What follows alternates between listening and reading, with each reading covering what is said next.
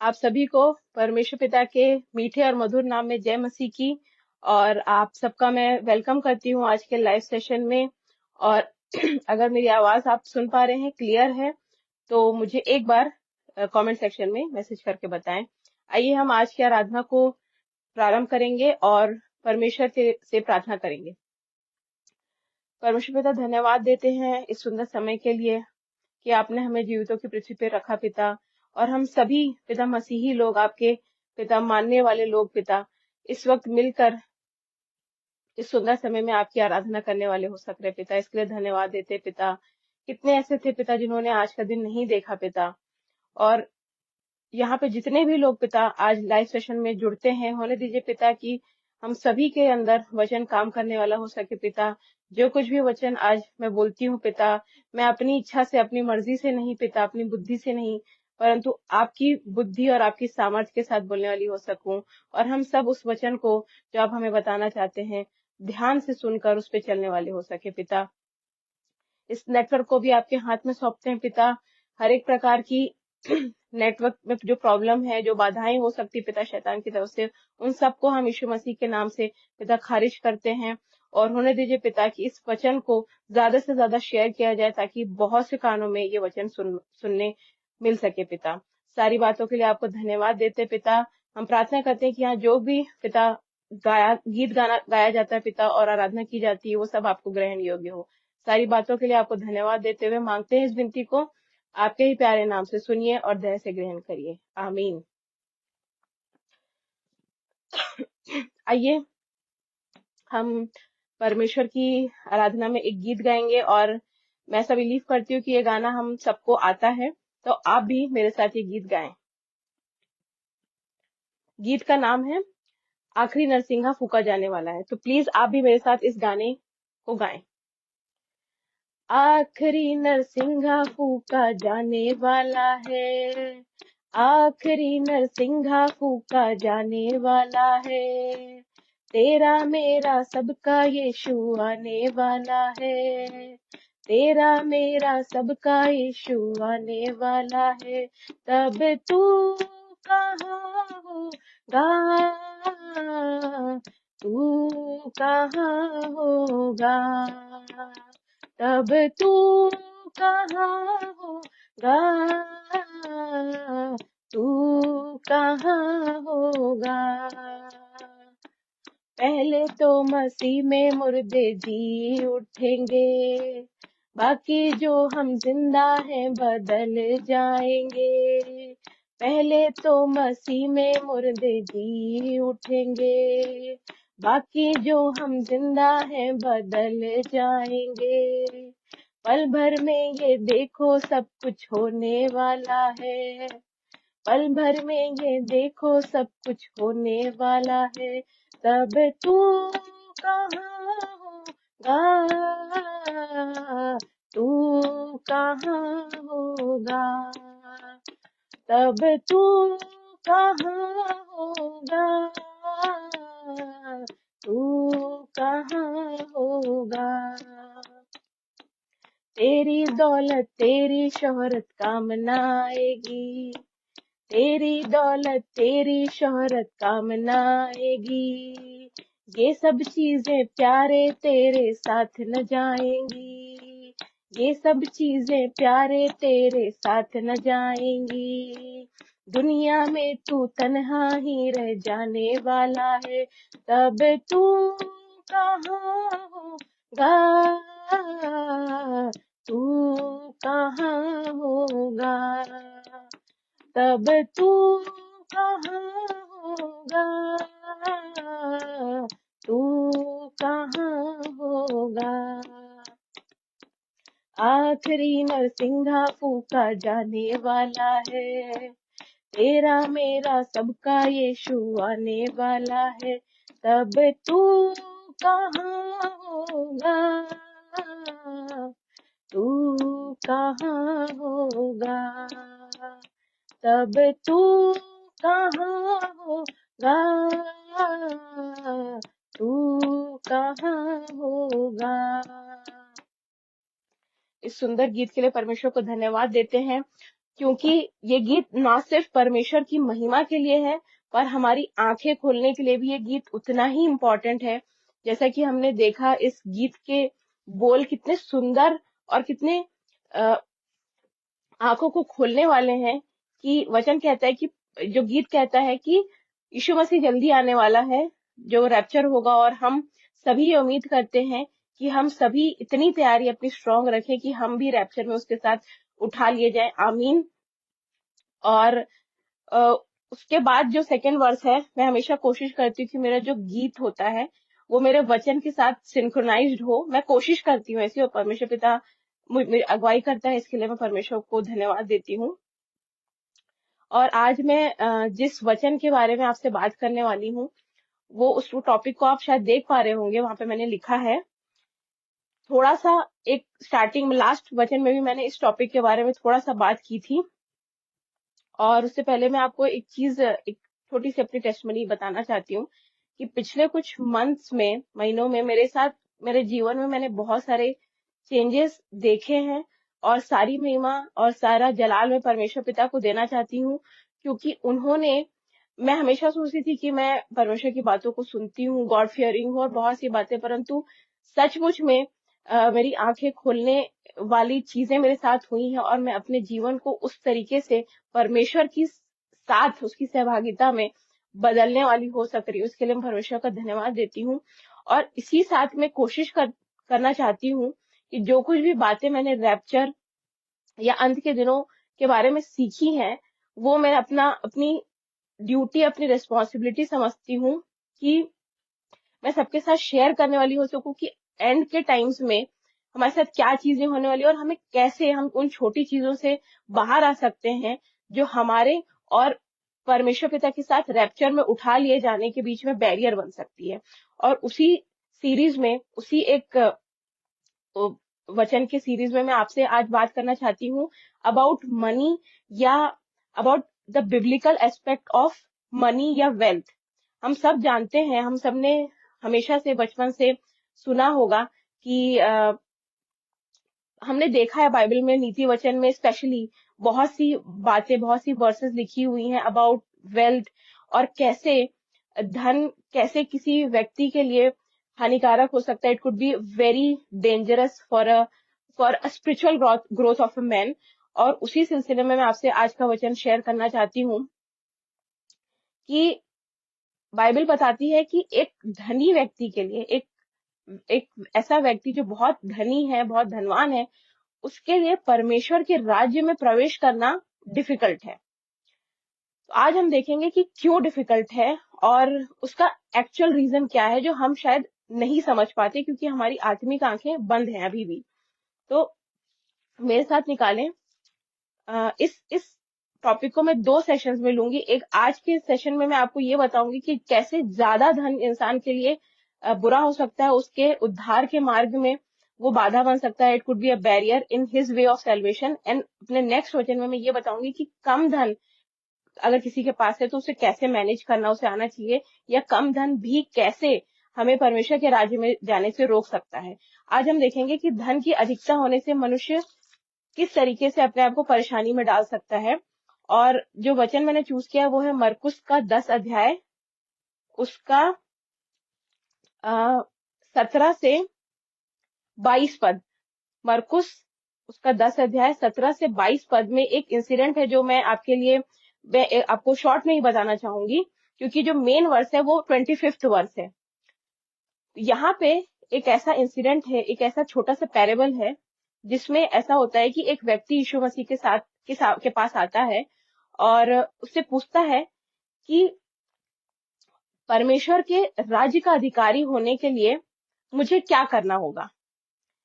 तो यीशु मसीह उसे जवाब देते हैं कि जो भी 10 आज्ञाएं हैं, यानी कि अपने पिता को फर्स्ट प्लेस देना, और अपने माता पिता का आदर करना, चोरी ना करना, व्यभिचार ना करना, किसी के विरुद्ध झूठी साक्षी ना देना, और ये सारी जो आज्ञाएं हैं वो यीशु मसीह उसे बताते हैं, और बोलते हैं कि इन सब बातों को तो तू जानता है, इन सब आज्ञाओं को तू जानता होगा। तो वो कहता है कि इन सब बातों को तो मैं लड़कपन से मानता हूँ, यानी मैं बचपन से इन बातों को प्रॉपरली फॉलो करता आया हूँ। तो यीशु मसीह उसे देखते हैं, उस पर दृष्टि करते हैं, प्रेम से, गुस्से से नहीं, प्रेम से दृष्टि करते हैं उसके ऊपर और उसे कहते हैं कि तुझ में एक बात की कमी है। और उसके आगे उसे कहते हैं कि अपनी सारी धन संपत्ति को गरीबों में, निर्धनों में बांट दे और मेरे पीछे हो ले। ये सुनते ही उस व्यक्ति का मुंह उतर जाता है, वो बहुत उदास हो जाता है और वहां से चला जाता है शोक करता हुआ। बाइबल में लिखा है 22वें पद में, इस बात से उसके चेहरे पर उदासी छा गई और वो शोक करता हुआ चला गया क्योंकि वो बहुत धनी था।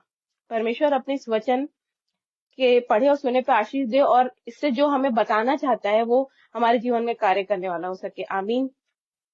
इसमें हम देखते हैं कि एक व्यक्ति था जो उद्धार पाना चाहता था, परमेश्वर के राज्य का अधिकारी होना चाहता था, परंतु उसमें एक बात की कमी थी और वो ये बात नहीं जानता था। He was not knowing the fact कि उसमें एक बात की कमी है। और यीशु मसीह जो कि सब जानते हैं हमारे बारे में, अंदर बाहर हमारे मन में क्या बातें चलती हैं, हम बाहर से कैसे हैं, हम अंदर से कैसे हैं, यीशु मसीह परमेश्वर पिता सब बातें जानते हैं। इसीलिए वो उसकी तरफ दृष्टि करके कहते हैं कि तुझ में एक बात की कमी है। और वो कमी क्या थी कि वो इन सब 10 आज्ञाओं को तो मानता था, परंतु वो मन ही मन अपने धन से प्रेम करता था। धन से प्रेम करता था अर्थात उसको, कई बार हम किसी चीज से इतना प्रेम करने लगते हैं कि हम उसे परमेश्वर का स्थान दे देते हैं, यानी कि फर्स्ट प्लेस से परमेश्वर को डिस्प्लेस करके उस चीज से हम उस चीज को पहला स्थान दे देते हैं जिससे हम प्रेम करते हैं। जरूरी नहीं कि वो धन हो, it could be anything, it could be a person, it could be your health, your beauty, your degree, your education, it could be anything. तो यहाँ पे क्योंकि धन को लेके बात हो रही तो हम इससे धन के पर्सपेक्टिव से बात करेंगे। और हम यहाँ पे देखते हैं कि जब ये इंसिडेंट हो गया तो वो व्यक्ति वहां से चला गया। फिर जो चेले थे यीशु मसीह के, वो उससे पूछते, वो बहुत अचंभा करते हैं कि ये क्या हुआ। उनको समझ में नहीं आया क्योंकि उनको लगता था कि कोई व्यक्ति, जैसे हमें भी लगता है कि हम अगर 10 आज्ञाएं फॉलो कर रहे हैं, अगर हम अपने नजरों में राइचियस हैं, धार्मिक हैं, तो हम परमेश्वर की नजर में भी धार्मिक होंगे। लेकिन नहीं मेरे प्रियो, ऐसा नहीं है। यहीं पे हमारी सबसे बड़ी गलती होती है क्योंकि कई बार हम सबकॉन्शियसली और हम अननोइंगली ऐसी बातों को प्रायोरिटी देने लगते हैं, ऐसी बातों से को अपने जीवन में पहला स्थान या बहुत ज्यादा समय देने लगते हैं जो परमेश्वर की दृष्टि में गलत है। इसीलिए हमें आज अपने जीवन को जांचना है और इवेल्युएट करना है कि कहीं हमारे जीवन में भी कोई ऐसी चीज तो नहीं जिससे हम मन ही मन प्रेम करते हो और हम इसके बारे में अवेयर ही ना हो। We are totally unaware like this man जो अपने धन से प्रेम करता था। और जैसे ही यीशु मसीह ने उससे वो चीज मांगी, वो दुखी हो गया क्योंकि वो उसे देना नहीं चाहता था। अब हम एक एक अ, एक चीज को समझेंगे कि क्यों धन के बारे में बाइबल इतनी चीजें क्यों बताती है कि धन इज बैड या धन ज्यादा होना क्यों हमारे लिए डेंजरस है। तो पहले तो मैं एक गलत फहमी है जो मिथ है उसे ब्रेक करना चाहती हूँ, और वो ये है कि अगर हम सोचते हैं कि ज्यादा धन होना is bad, then it's wrong. ज्यादा धन होना कभी भी बुरा नहीं है क्योंकि बाइबल का वचन हमें बताता है, नीति वचन 10 उसका 22 पद, नीति वचन 10 का 22वां वचन कहता है कि धन यहोवा ही की आशीष से मिलता है और वह उसके साथ दुख नहीं मिलाता। देखिए वचन बता रहा है कि मैं कोई भी बात आपको बाइबल के बाहर की नहीं बताऊंगी, जो बाइबल में लिखी है प्लस मेरे जो पर्सनल एक्सपीरियंसेस है वो मैं आपको बताऊंगी कि धन यहोवा की आशीष से मिलता है, बाइबल कह रही। तो अगर कोई चीज यहोवा की आशीष है तो वो बुरी नहीं हो सकती क्योंकि परमेश्वर हमेशा हमें उत्तम या सर्वोत्तम चीजें देता है, कभी भी वो बुरी चीजें हमें नहीं देता। बुरी चीजें उसने अपने भाग में ले ली, अपने पुत्र के ऊपर ले ली, राइट। तो इसीलिए हम देखते हैं कि धन होना बुरी चीज नहीं है। तो फिर क्यों बाइबल धन के बारे में हमें वार्निंग देती है कि हमें बिवेयर रहना है कि धन ज्यादा हो तो हमें कैसा चाल चलन हमारा होना चाहिए। वो इसीलिए है क्योंकि धन के साथ कुछ चीजें जुड़ी हुई होती हैं। लाइक हम एक वचन हम सुनते हैं या पढ़ते हैं कि बुरी संगति अच्छे चरित्र को बिगाड़ देती है। तो कैसे कैसे बिगाड़ देती है? क्योंकि जब हम एक संगति में रहते हैं तो उनसे भी हम कुछ चीजें सीखते हैं, उनसे हम कुछ चीजें ले लेते हैं। वो इनएविटेबल होती है, वो उन दोस्तों के साथ या उस संगति के साथ आती है, इसीलिए हम ये वचन बोलते हैं।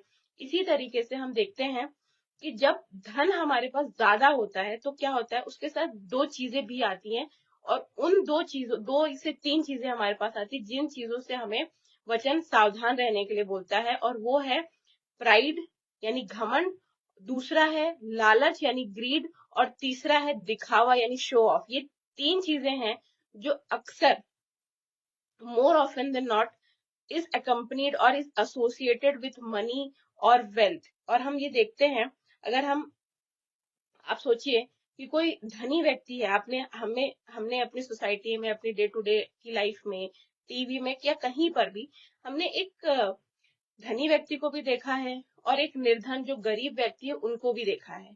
तो आप रिकलेक्ट करिए कि उनकी उनकी पर्सनैलिटी कैसी होती है। एक जो धनी व्यक्ति होता है, धनी व्यक्ति के साथ जो होगा वो अच्छे कपड़े पहना हुआ होगा, he will be well and well dressed, और वो अपनी महंगी गाड़ी में ट्रैवल करेगा, फ्लाइट से ही ट्रैवल करेगा, वो छोटे ट्रांसपोर्ट से ट्रैवल नहीं करेगा। जब वो गाड़ी में होगा, वो कहीं उतरेगा किसी जगह पे जाने के लिए, तो उसके साथ बहुत सारे लोग होंगे, उसके बॉडीगार्ड्स होंगे, उसके मैनेजर होंगे, उसके पर्सनल असिस्टेंट होंगे, ड्राइवर होगा, और उसके बहुत सारे वेल विशर्स होंगे, राइट।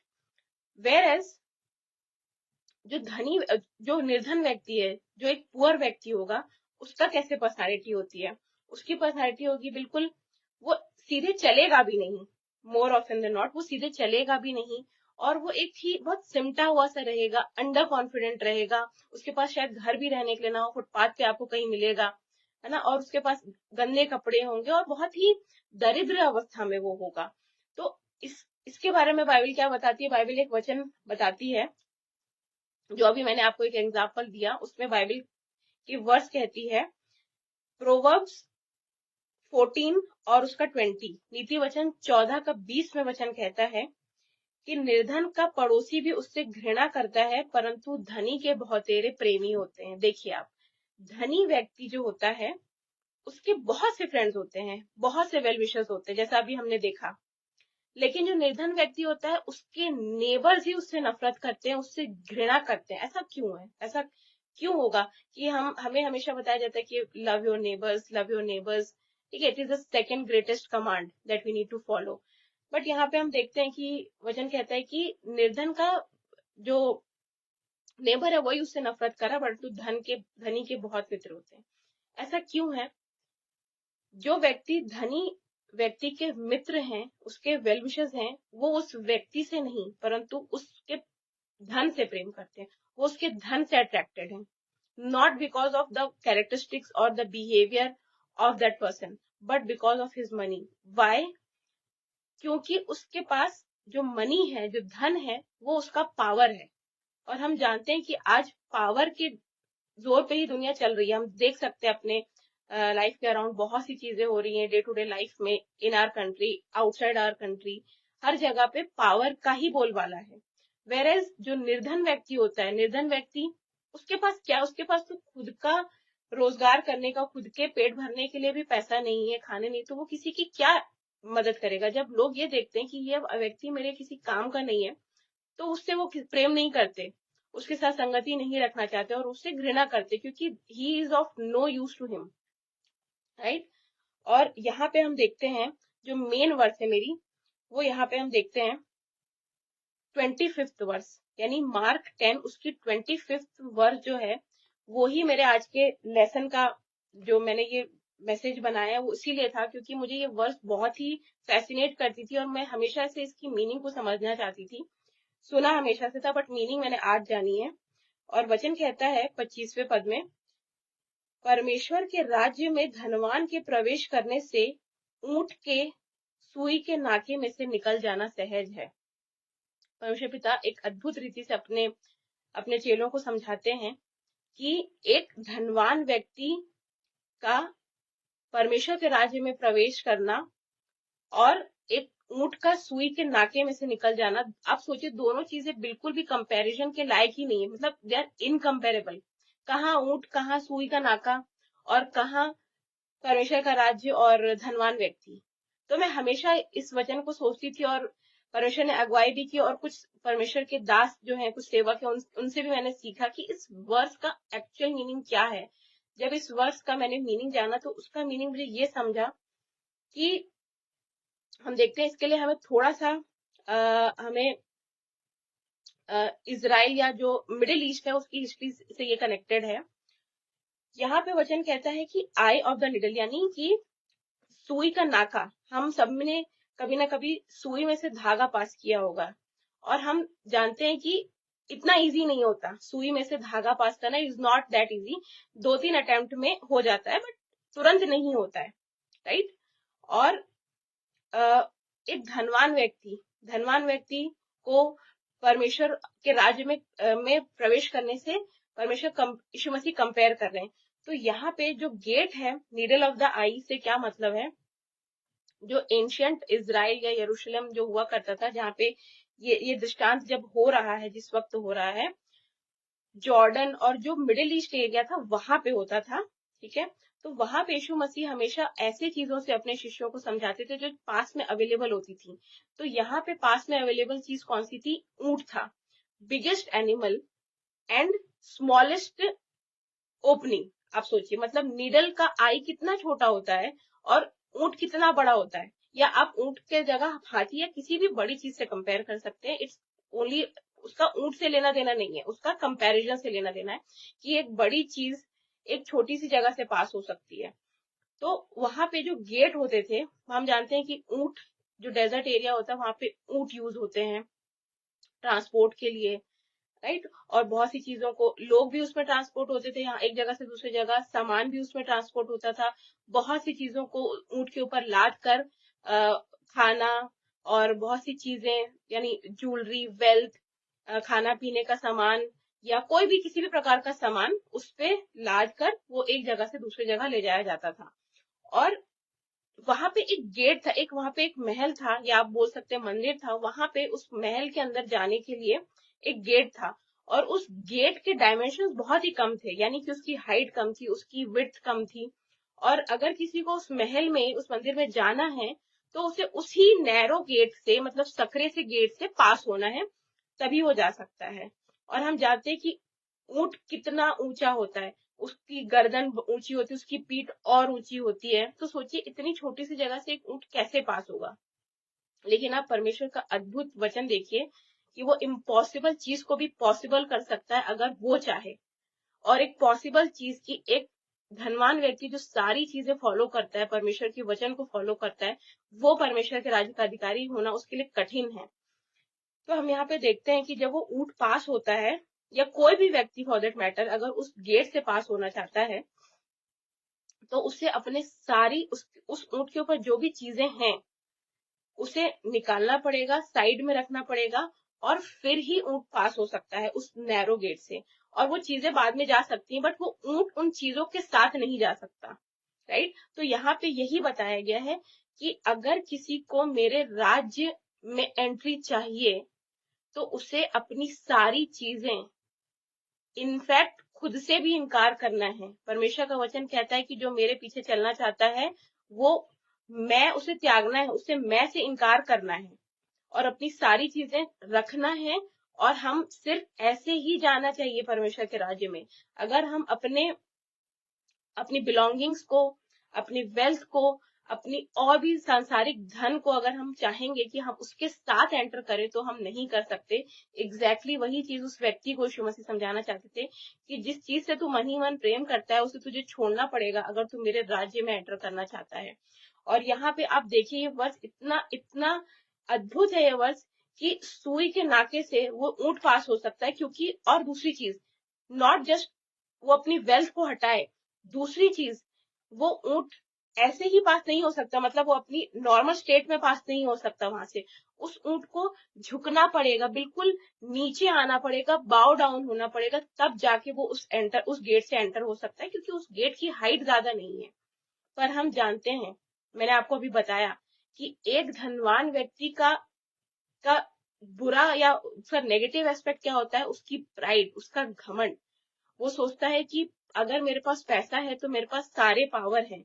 और जो व्यक्ति घमंडी है, जो व्यक्ति प्राउड है, वो कभी अपना गर्दन, अपनी नेक किसी के सामने नहीं झुकाता, किसी के सामने सर नहीं झुकाता। तो ये दो बातें इस वचन से परमेश्वर बताना चाहते हैं कि अगर किसी को मेरे राज्य में एंटर करना है, तो मैं को छोड़ना पड़ेगा, और मेरे क्रूज को उठाना पड़ेगा, अपने आप का इनकार करना पड़ेगा और अपनी सारी वेल्थ को छोड़ना पड़ेगा, because the word says that a person can not serve two masters.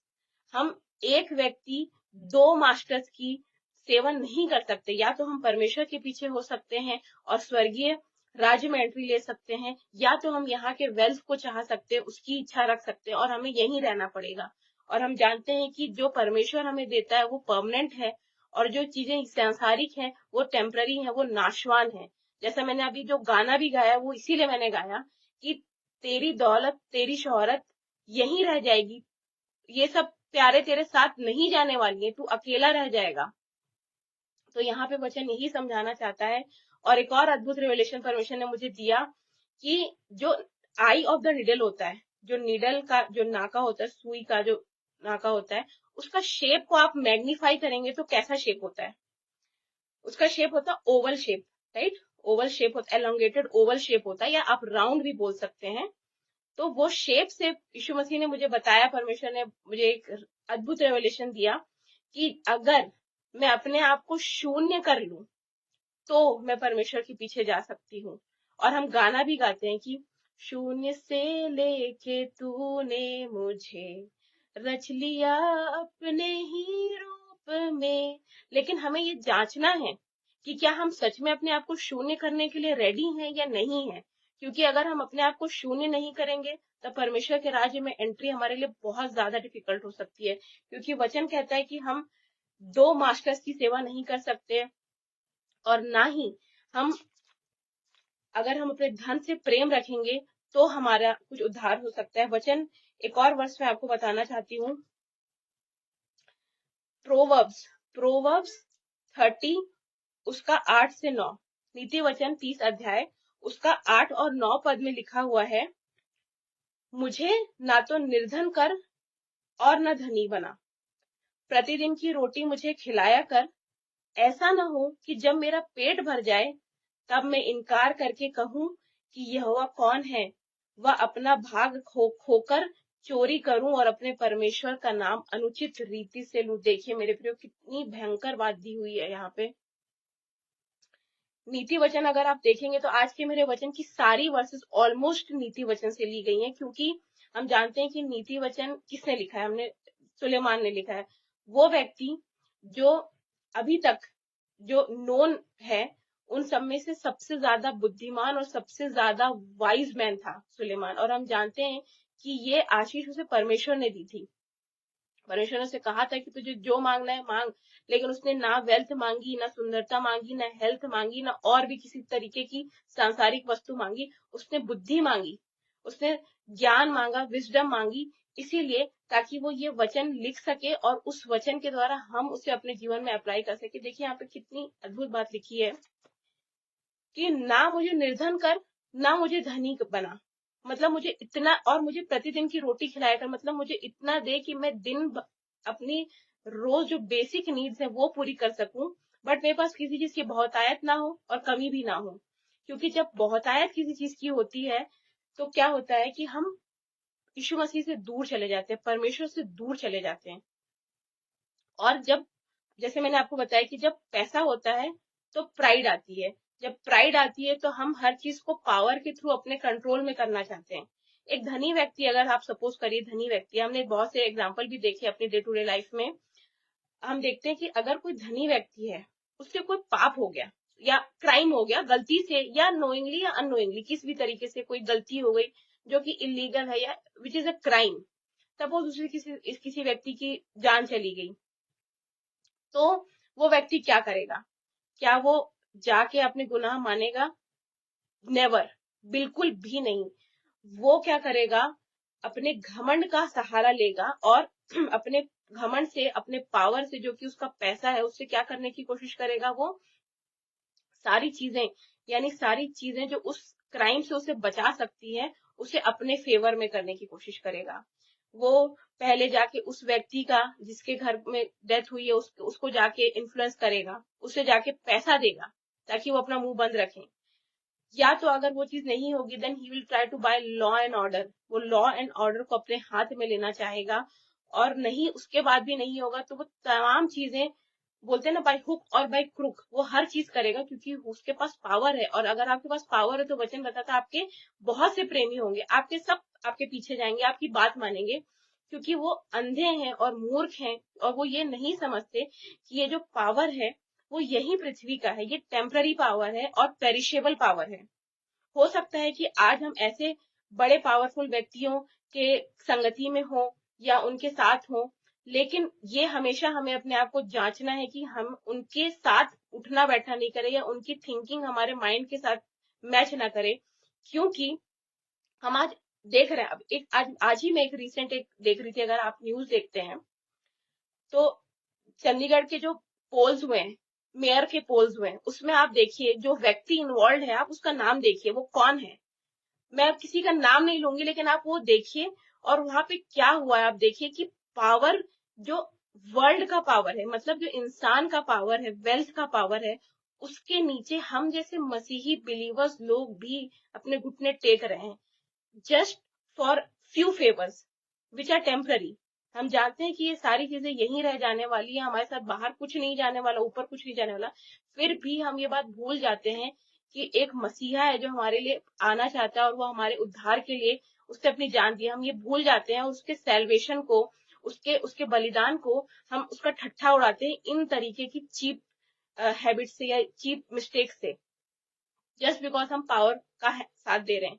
और आप सोचिए कि जो पैसा जिसके कारण एक घमंडी व्यक्ति, जो एक अमीर व्यक्ति जिसको अपना पावर समझता है, इसका एक छोटा सा मैं एग्जांपल देना चाहती हूँ जो हम सबने फेस किया है। इट वाज लाइक आप जानते हैं एंड टाइम्स में हमें यीशु मसीह बहुत सी चीजें, हमारी आई ओपनिंग इंसिडेंसेस या आई ओपनिंग चीजें हमारे अराउंड करता है, जिससे वो हमें चाहता है कि हम समझें और इन ट्रू सेंस मन फिराएं। लेकिन हम फिर भी कितने स्पिरिचुअली ब्लाइंड हैं कि हम उन चीजों को नहीं समझ पाते। आप याद करिए 2016 में क्या हुआ था। 2016 में डीमोनेटाइजेशन हुआ था, राइट? और उसमें क्या हुआ था, सरकार ने कुछ नोट्स को बंद कर दिया था, डिसकंटिन्यू कर दिया था, 500 के नोट्स को। और अभी रिसेंट में भी 2000 के नोट्स भी डिसकंटिन्यू हो गए, राइट? इससे हमने क्या सीख ली?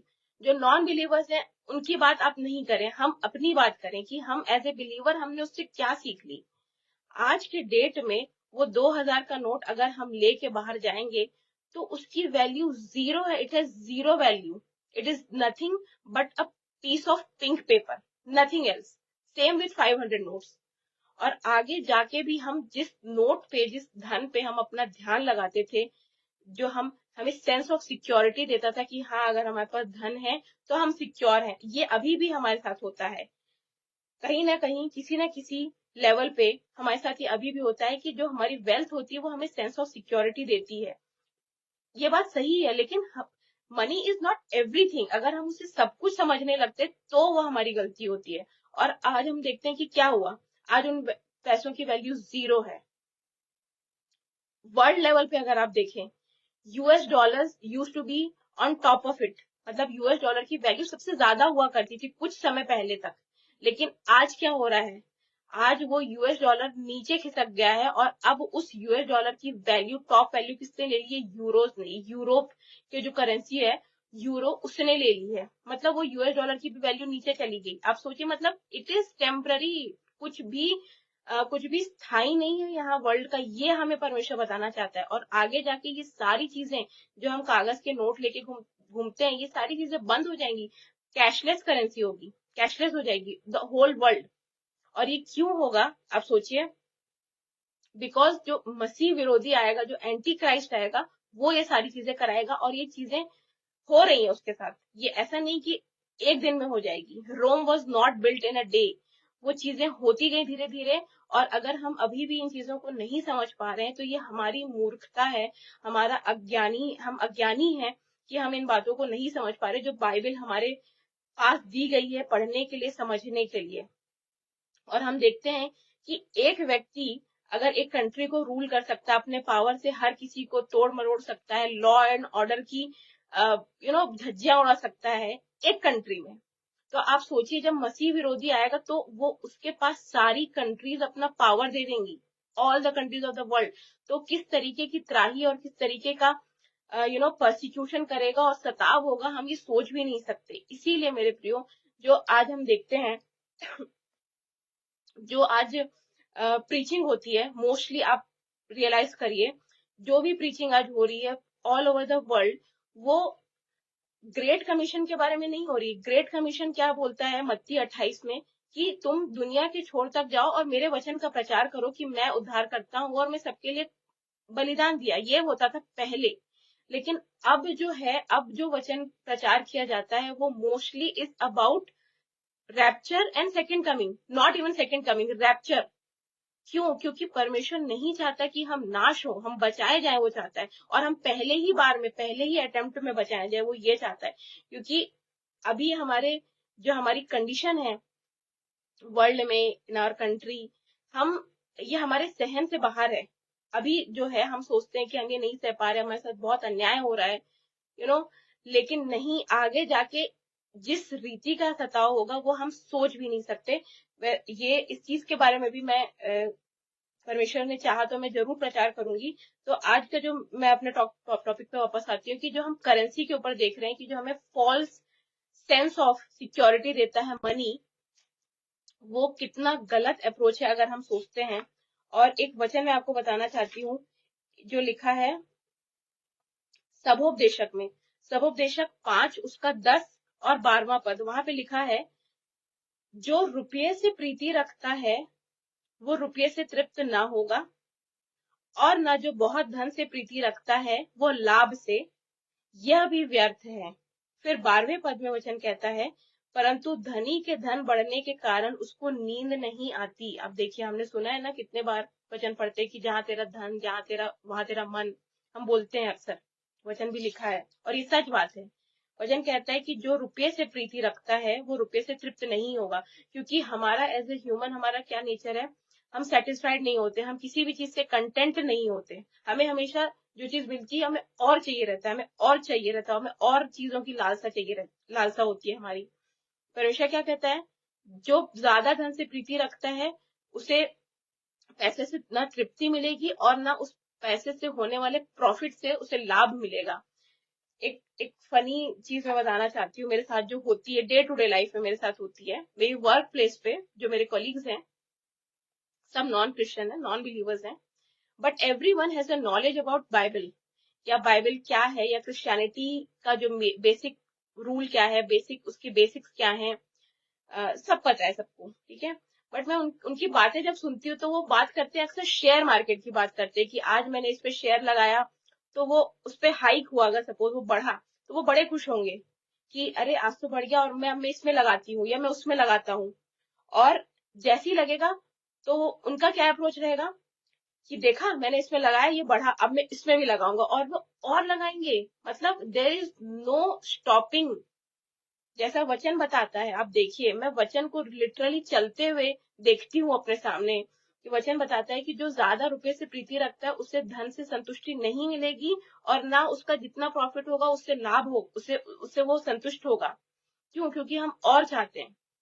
इसीलिए वचन कहता है, इसीलिए यही कारण है कि वचन हमें बार बार हमें कहता है कि हमें धन की बहुतायत से, हमें वार्निंग देता है कि हमें धन की बहुतायत के साथ आने वाली चीजें, यानी प्राइड और दिखावा और लालच, इन सारी चीजों से हमें बचना है, अपने मन की रक्षा करनी है, स्पिरिचुअल हमें आंखें खोलनी है अपनी। और एक एक और वचन मैं आपको बताना चाहती हूँ, जो लिखा है तिमुथियुस में लिखा है, पहला तिमुथियुस 6:10, पहला तिमुथियुस 6:10 में लिखा है, that the money is the root cause of all evil. मतलब मनी या धन हर तरीके के पाप का मूल है, मतलब वहां से ही सारे पाप शुरू हुए हैं। और ये बात हम सभी जानते हैं, ये बात हम लोगों के लिए नई नहीं है। आप सोचिए, money is the root cause of all evil. क्यों ऐसा लिखा होगा? पैसे से क्या हम बुराइयां खरीद रहे हैं? नहीं। पैसे से क्या, हम ऐसा क्या है पैसे के पास कि वो सारी बुराइयों को जन्म देता है? तो आप सोचिए, जो इस यूनिवर्स का, पृथ्वी का तो मैं नहीं कहूंगी, इस यूनिवर्स का, या what is the first known since to you, पहला पाप कौन सा था आपकी दृष्टि में? जो पहला पाप था, अगर हम सोचते हैं कि हवा वाला पाप पहला था, तो हम गलत हैं। Excuse me. बाइबल हमें बताती है कि सबसे पहला पाप, मतलब पाप की परिभाषा जहां से स्टार्ट हुई वो कब हुई? जब वो स्वर्ग में ही स्टार्ट हो गया था पाप। और पाप का भी सबसे पहला कारण क्या था पाप का? घमंड ही था। आप याद करिए कि जब स्वर्ग था, जब पृथ्वी नहीं बनाई थी परमेश्वर ने, सबसे पहले सिर्फ स्वर्ग था, परमेश्वर था, यीशु मसीह था, और वहां के और उसके स्वदूत थे, और उसके 3 आर्च एंजल्स थे। कौन कौन? माइकल, गैब्रियल और लूसीफर।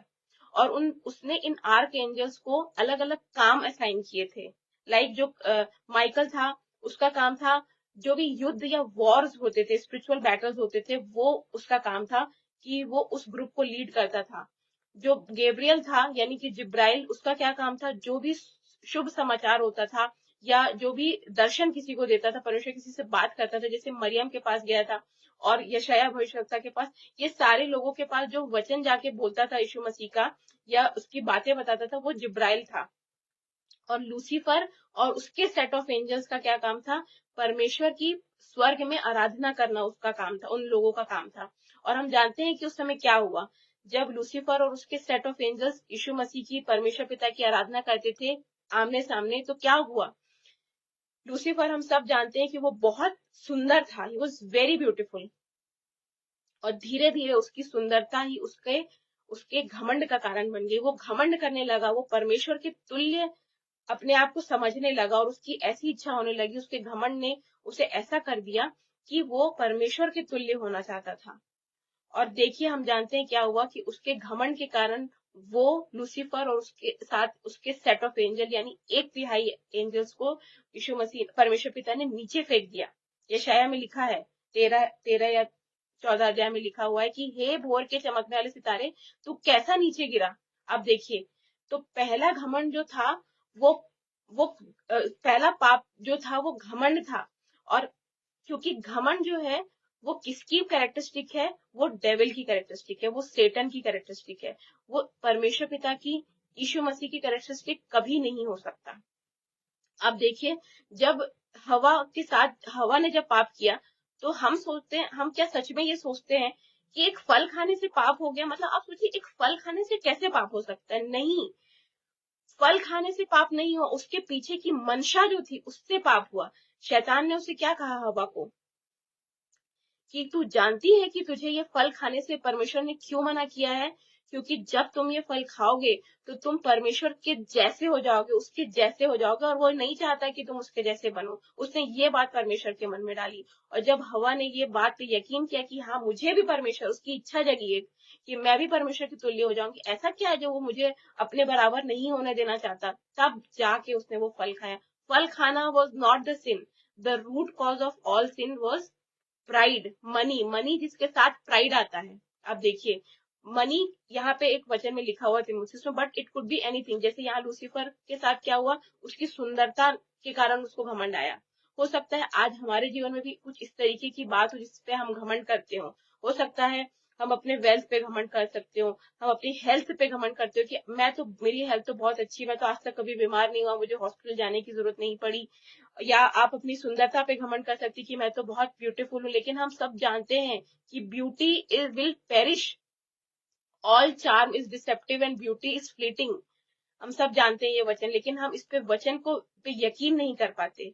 आप जानते हैं कि ये सारी चीजें जो हमें धन मिलता है, इवन हम यहाँ पे खड़े भी हैं, अगर मैं यहाँ पे खड़ी रह पा रही हूँ और परमेश्वर का वचन बोल पा रही, ये सब परमेश्वर के अनुग्रह से पॉसिबल हुआ है, जो एक घमंडी और प्राउड व्यक्ति कभी भी ना समझ सकता है, ना एक्सेप्ट कर सकता है।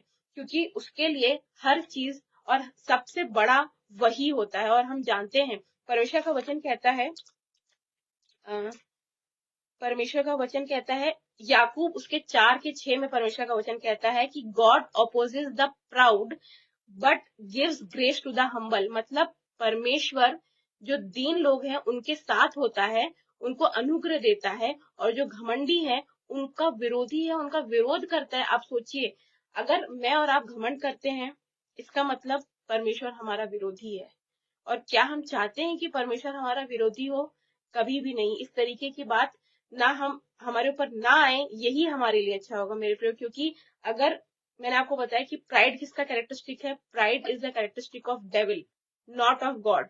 अगर परमेश्वर पिता में प्राइड होता तो वो कभी अपने इकलौते पुत्र को इंसान बना के यहाँ पृथ्वी पे नहीं भेजता, और ना ही वो उन सब कुछ चीजों को झेलता, उन सारे परसिक्यूट होता, जिस तरीके के साथ उसका बुरा व्यवहार किया गया वो सब वो झेलता। वो क्यों किया? क्योंकि वो हमें दिखाना चाहता था कि हमें हम्बल बनना है, हमें जीरो करना है अपने आप को। क्योंकि मेरे प्रियो, अगर हम सोचते हैं कि ये धन मैंने अपनी मेहनत से कमाया है, तो नहीं, ये गलत है। ये हमें, मैंने वचन में आपको बताया कि धन परमेश्वर के अनुग्रह से मिलता है। Everything is because of grace. उसका वचन कहता है माई grace is sufficient for you, मेरा अनुग्रह ही तुम्हारे लिए काफी है। और हम कई बार उस अनुग्रह को बहुत सस्ता कर देते, उसकी वैल्यू को नहीं समझते हम।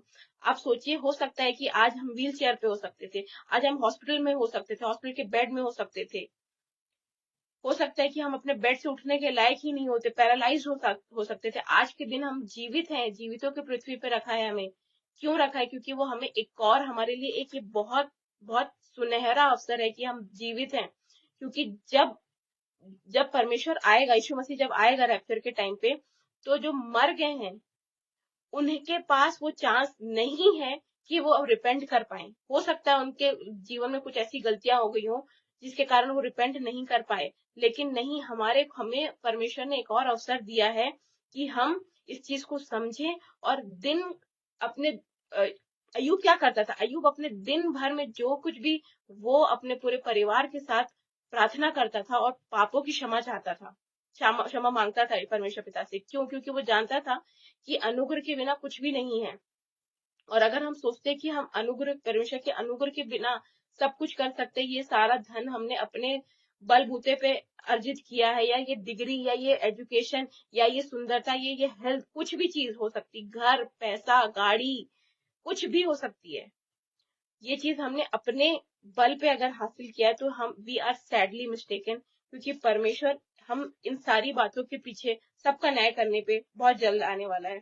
और एक एक बहुत ही एक अ, एक लेखक मैं कहूंगी, सीएस लुइस करके एक राइटर हैं, एक ऑथर हैं, उनके बहुत से, उनकी टेक्स्ट बुक, उन बुक्स मैंने पढ़ी और कोर्स भी बहुत मैंने पढ़ा। उनने उनने एक बहुत ही अच्छे उसमें कहा था, एक अच्छी लाइन बोली थी, कोट बोला था कि जो प्राइड है, pride is like a spiritual cancer.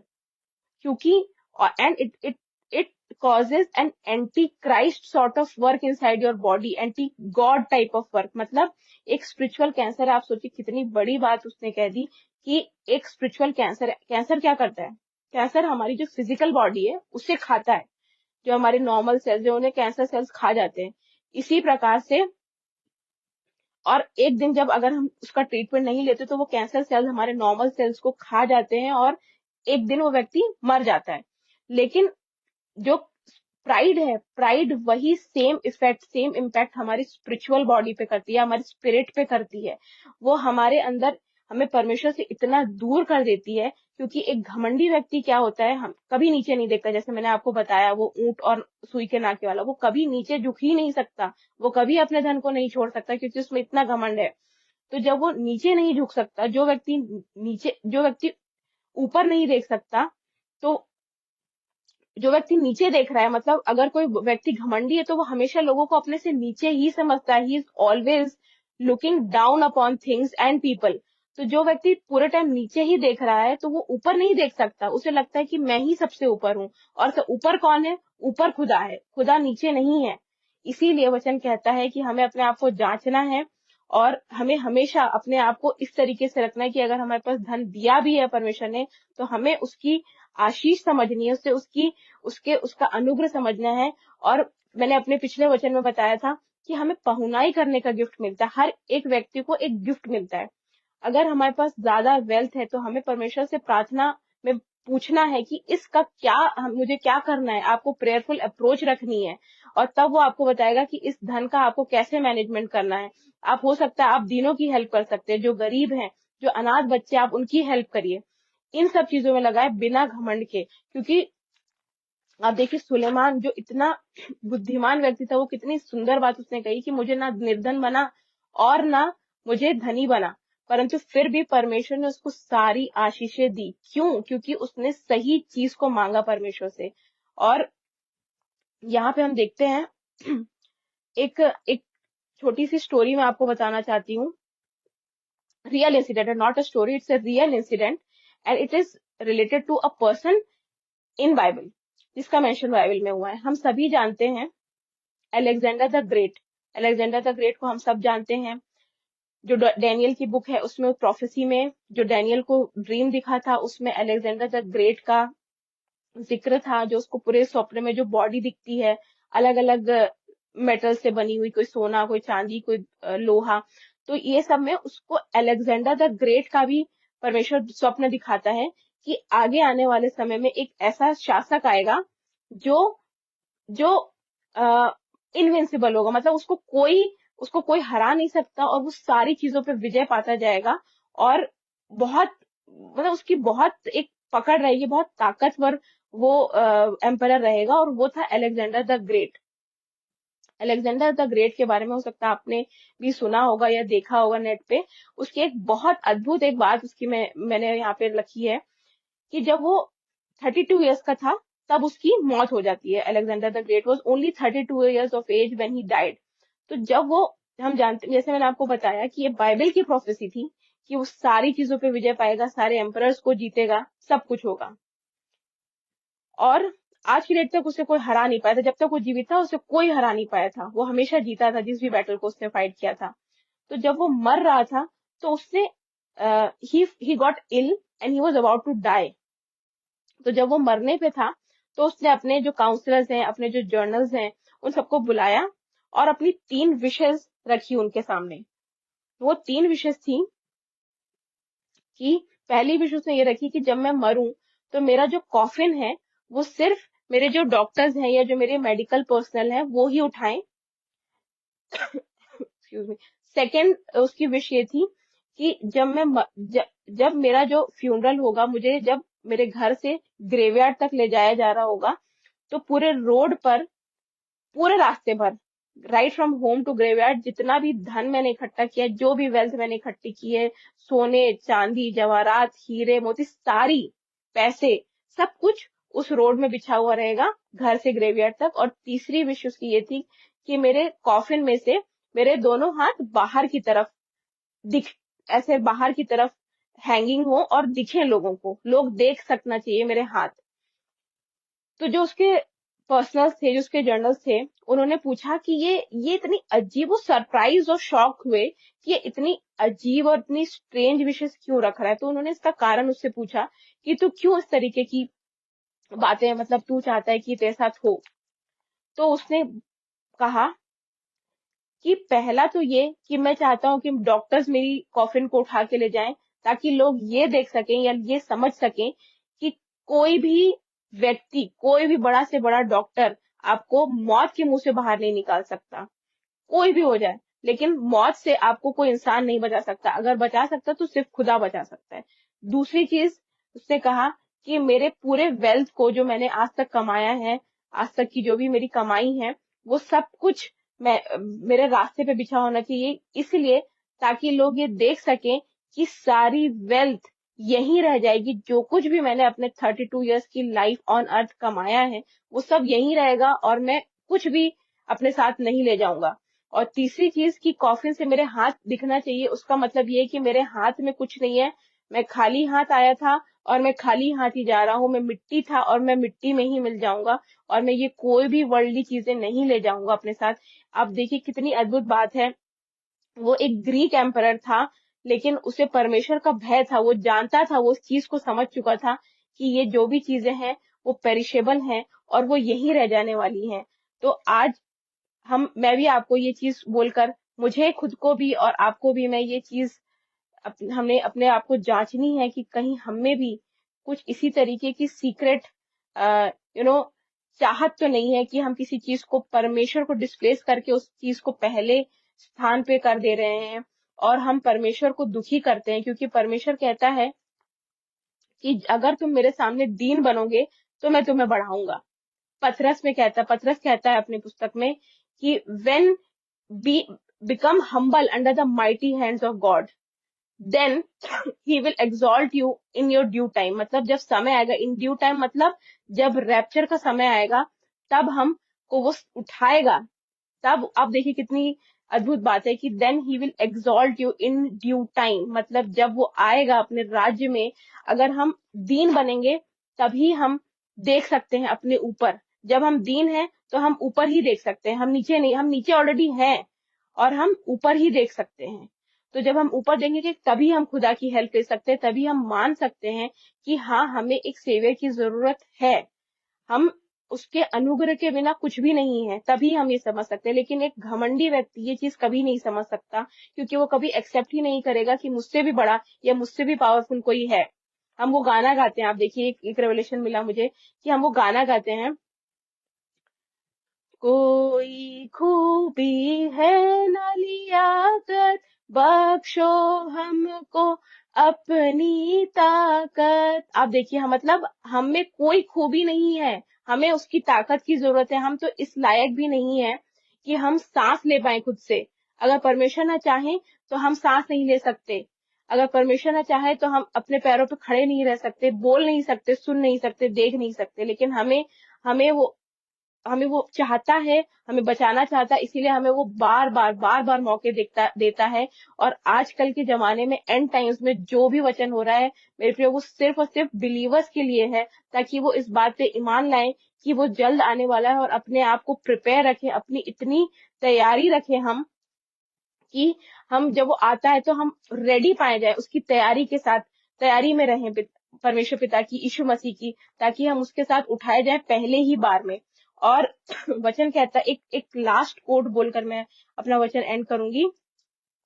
आप मैं आपको, जैसे मैं बता रही थी कि मेरे साथ बहुत सी ऐसी चीजें हो रही है जो मुझे परमेश्वर अगुवाई करता है। तो मैं जब भी नेट भी चलाती हूँ, इंटरनेट चलाती हूँ, कोई भी सोशल मीडिया खोलती हूँ, तो मुझे कोई ना कोई ऐसी चीज मिल जाती है जो मैं आज का वचन या अपना वचन जो शेयर करने वाली रहती हूँ, उससे रिलेटेड मुझे एक बात मिल जाती है और मैं उसे अपने वचन में इंक्लूड करती हूँ। तो ऐसे ही एक चीज मुझे कल मिली, एक कोट मिला मुझे, मैं आपको वो बताना चाहती हूँ। यहाँ पे वो कोट है, Christians have nothing to be smug about, we are not righteous people trying to correct the unrighteous, just one beggar telling another beggar where to find bread. इसका मतलब ये है कि Christians have nothing to be smug about, मतलब Christians के पास ऐसा कोई कारण नहीं है कि वो स्मग हो। स्मग मतलब सेल्फ सेटिस्फाइड दिखाएं अपने आप को, या सेल्फ सेटिस्फाइड समझें अपने आप को। हमारे पास ऐसा कोई कारण नहीं है, या हम अपने आप को धार्मिक समझें और अनराइचियस, दूसरों को अनराइचियस समझें।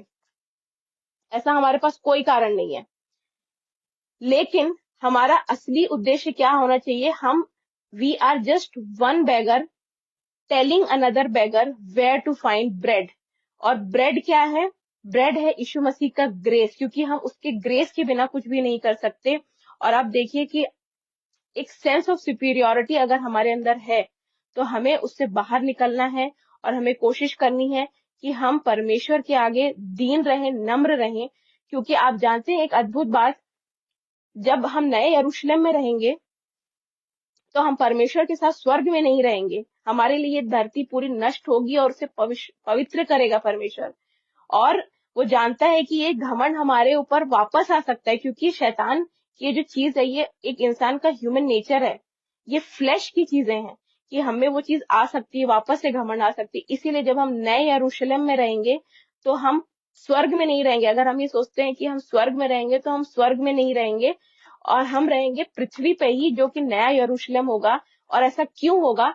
ताकि हम परमेश्वर के साथ रह के, जो लूसीफर ने जो गलती की वो हमसे ना हो, वो घमंड का पाप हमारे अंदर ना आए और फिर से पाप स्टार्ट ना हो। इसीलिए हम पृथ्वी पर ही रहेंगे, पर परमेश्वर हमसे मिलने आया करेगा, वो हमसे बात करने आया करेगा। इस अद्भुत वचन के लिए, परमेश्वर की अगुवाई के लिए मैं उसे धन्यवाद कहना चाहती हूँ। और आइए हम एक प्रार्थना करेंगे। परमेश्वर पिता, धन्यवाद देते हैं सुंदर अद्भुत वचन के लिए। पिता, मैं पिता प्रार्थना करती हूँ कि हमें से हर एक इंसान की पिता आंखें खुली हों और वो अपने आप को, अपने मन को जांचे पिता, क्योंकि आप मन को जांचने वाले हैं पिता। हम हो सकता है हम अपनी आंखों में पिता हम राइचियस हो, हम धार्मिक हो, परंतु आप हम सबको जानते हैं, हमारे अंदर और हमारे भीतर हर एक बातों को पिता आप जांचने वाले हैं। होने दीजिए पिता कि हम कभी भी किसी भी बात का घमंड ना करें और किसी भी बात पे किसी को पिता जज ना करें, क्योंकि वो काम सिर्फ और सिर्फ आपका है पिता।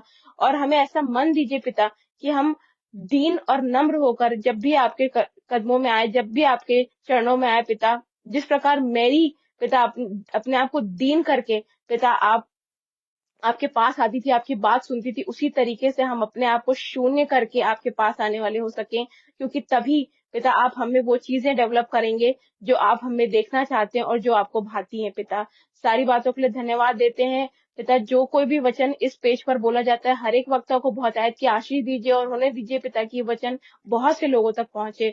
और अनुपम अंकल और शबनम आंटी के लिए भी प्रार्थना करते हैं, उन्हें बहुतायत की आशीष दीजिए पिता, जो निरंतर आपके वचन की सेवकाई करते हैं पिता, और हमें पिता एक प्लेटफॉर्म देते हैं जिसपे हम वचन को बोल सकें, और जो अब परमेश्वर का वचन हमें रेवलेशन देता है वो हमारे भाई बंधुओं के साथ पिता हम शेयर कर सके पिता। सारी बातों के लिए आपको धन्यवाद देते हुए मांगते इस विनती को आपके ही प्यारे और मीठे नाम से सुनिए और दया से ग्रहण करिए। आमीन। आप सबको जय मसीह की। God bless you.